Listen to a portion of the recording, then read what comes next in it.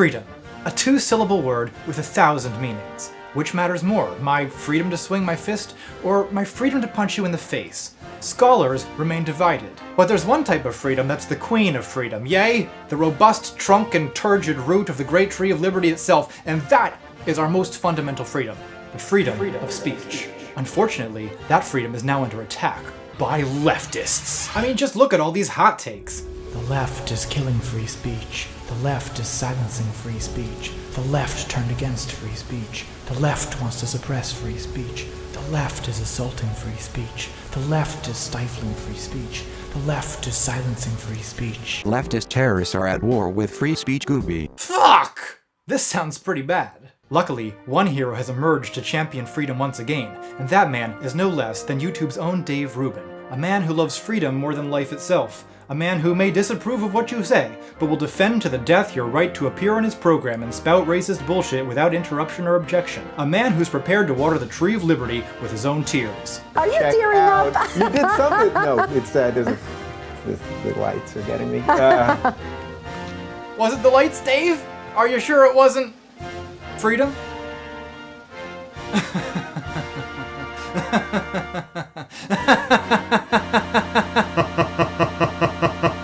So here's the thing. I know and have known a lot of people who are educated, sincere, and sympathetic to Rubin's point of view, so I think it's worth engaging. And Dave, he's not a Nazi, so you know what, Dave? Pull up a seat. Let's talk. Oh, hold on. I'll make you a drink.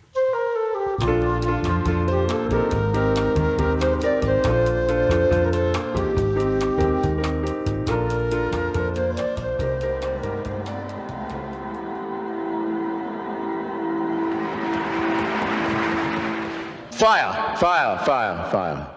Now you've heard it. Not shouted in a crowded theatre, admittedly, as I realize I seem now to have shouted it in the Hogwarts dining room.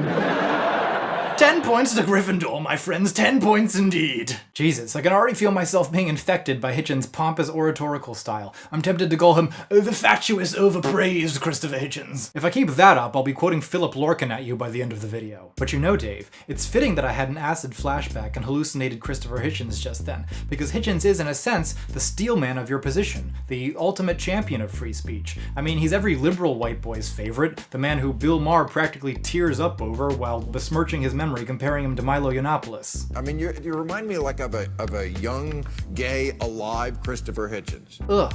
The point is, if I choose Hitchens as the representative of my opponent's position on free speech, surely no one can accuse me of strawmanning. So tell me, Acid Hitchens, what does free speech mean to you?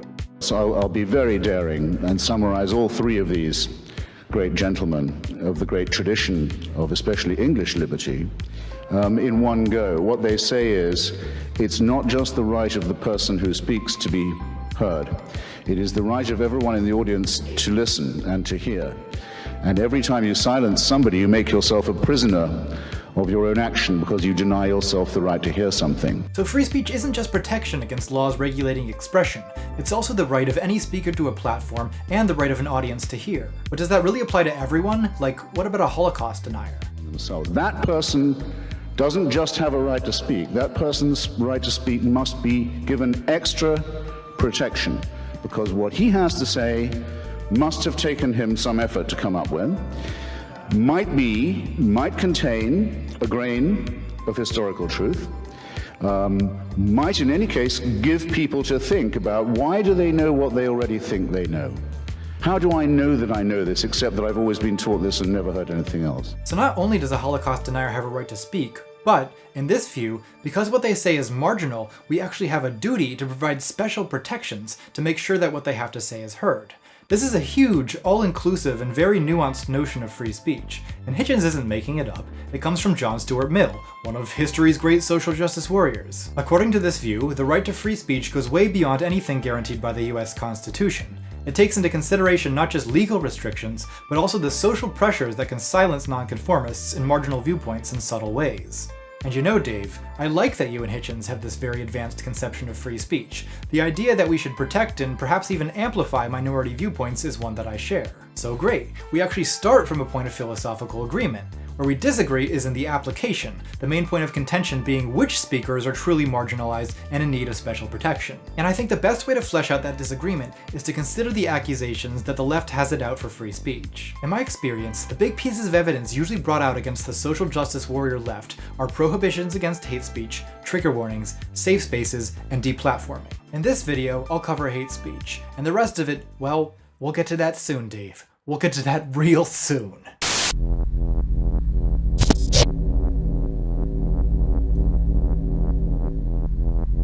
Tell me, Lao Shi, what is the meaning of freedom?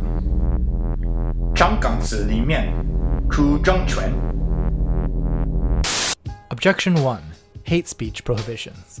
Unlike the accusations regarding trigger warnings and safe spaces, the suggestion that the prohibition of hate speech violates the right to free speech is at least not completely frivolous. I think this is worth taking seriously. Now, free speech prohibitions exist at 3 levels. At the highest level, there are legal prohibitions, such as the prohibitions against displaying Nazi imagery, which have allowed Nazis to get my anti-Nazi videos banned in much of Europe. Speaking as a freedom-loving American, I find these laws clearly in violation of what the right to free speech protects. I mean, what? The Führer is gonna make it illegal to display a swastika now? What is this, Nazi Germany? At the middle level, there's institutional prohibitions, such as those that prohibit hate speech in particular settings, such as universities or the workplace. These, I think, are quite a good idea, and I'll explain why in a moment. At the bottom level, there are social restrictions. For instance, there's a lot of social pressure in certain communities not to be racist, sexist, homophobic, and so on. And although not formal rules, these norms can have a silencing effect and place a de facto limitation on the things people are willing to say. For instance, conservatives and classical liberals are constantly complaining to me about how the words transphobe, racist, Islamophobe, and so on are being used to silence them. And in a sense, they're kind of right. I mean, people are saying those things to you because they want you to stop saying what you're saying. But of course, this is pretty microscopic as far as restrictions on free speech go. So I guess you might say it's a sort of free speech microaggression, right? And that is what it is. It's a subtle, indirect way of trying to get you not to say a certain thing. So great, I want to congratulate conservatives on independently discovering the idea of microaggressions. But if you're willing to grant that words like Islamophobia can have a silencing effect, you should also be willing to grant that small acts of racism, sexism, homophobia, and so on can likewise suppress the speech of marginalized people. For instance, I constantly hear from women, trans, and gender non-conforming people that they've thought of making YouTube videos, but they just don't want to deal with the hate, the trolls, the constant misogyny and attacks on gender identity, the public shaming, and genderqueer and feminist cringe compilations, and so they just avoid speaking up on YouTube altogether. So in a sense, these people are being silenced by the misogynistic and transphobic atmosphere, in the same way that your average YouTube shitlord would probably feel pretty alone and silenced in a gender studies class with 19 women complaining about sexist men. Now, when I bring this up with classical liberals, they uniformly respond, if you can't take the heat, get out of the kitchen. The internet's just like that. Why can't you just deal with it? To which I respond, why can't you just deal with being called a racist on college campuses? Academia's just like that. And whatever you say to that, there's the answer to your question.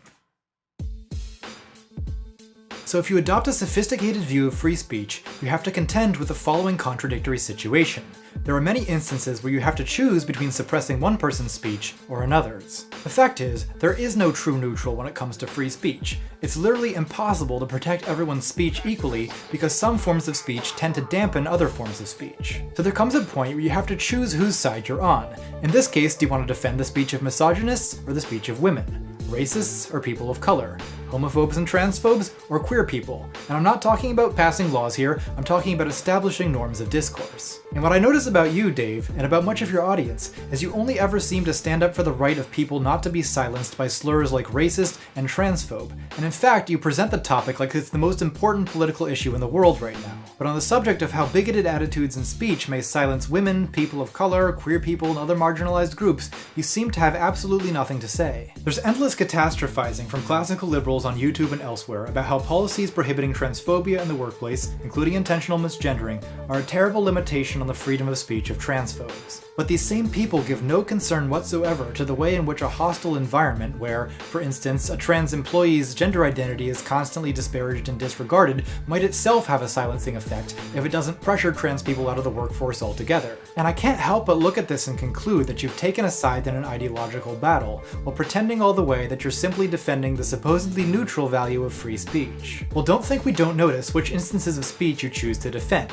and this doesn't just apply to Dave Rubin either. Let's see what Hitchens, so passionate in his defense of the Holocaust denier's right to a platform, has to say about protecting the speech of women, queer people, and people of color.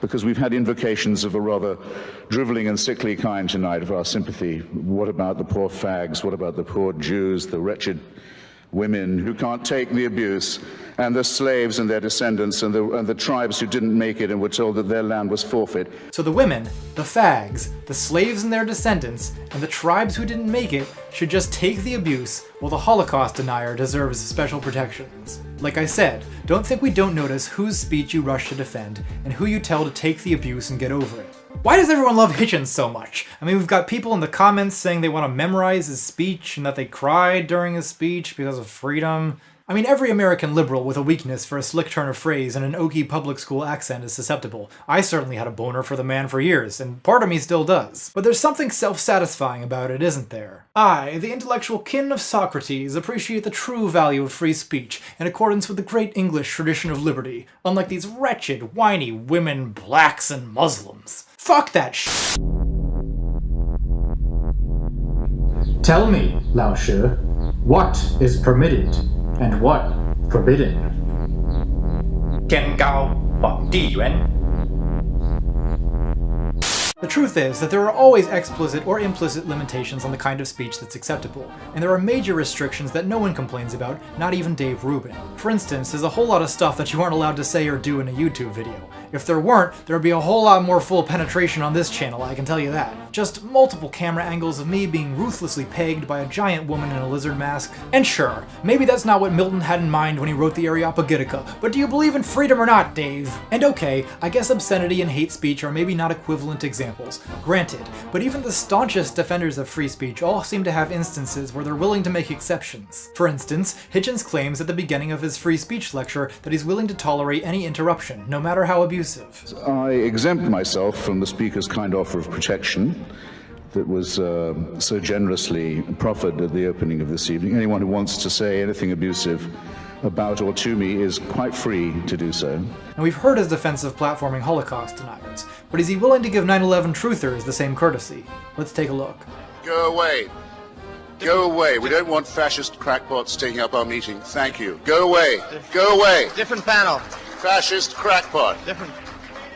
Fascist crackpot. We're here. Panel. We're not here to talk to you.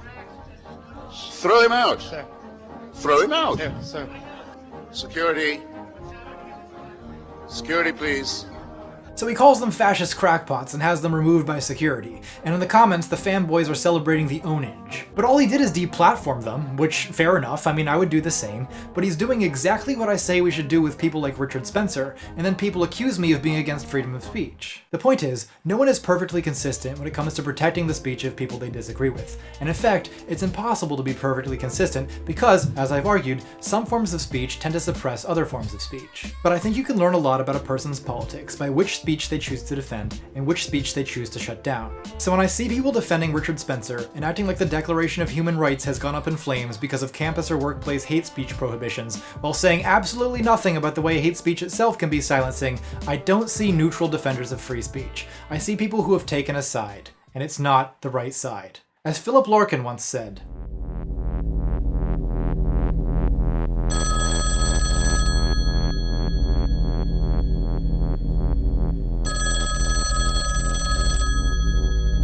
Well, are you going to answer the phone? 没有电话，只有命运。